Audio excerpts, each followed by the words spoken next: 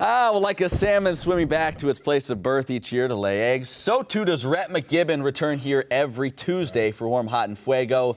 The egg thing really has nothing to do with it. It was just, I was painting a picture, a mental picture of what I was doing, Rhett. I'm glad you enjoyed that. Warm, Hot, and Fuego, the hottest athletes for Liberty University over the past week. We begin with Warm. Yeah, we're going kind of with a team concept this week. Liberty tennis, great year for both squads, men and women's. We're going to take a look at the women here first.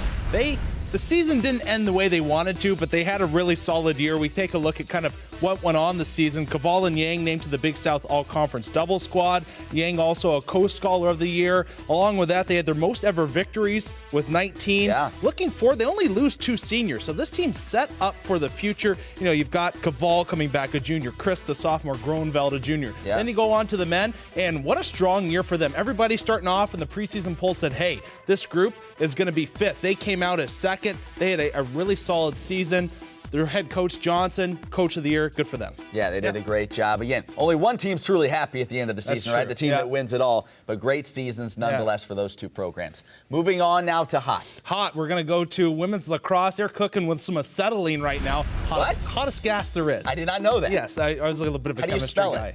It's okay. You move on. Coming off a massive dub, they won in overtime and they beat High Point there. 5-0 to start this Big South play. They're tied for first. They've quintupled their conference win. Yes, quintupled. We've done math here. Yeah, it's good stuff. I also did math in university. Wow. Yeah, just brag on yourself. But anyways, they keep going here, and they got a big game coming up against Winthrop for first place. That's coming up here pretty soon.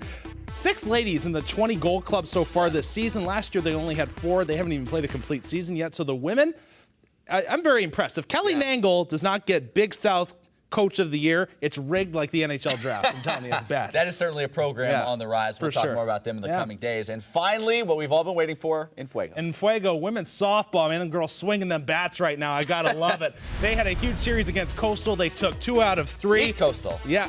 Yep, that's right. Thank you. You have a t-shirt, I'm sure. I don't actually. We'll get you one. I didn't make them in that size back in the day.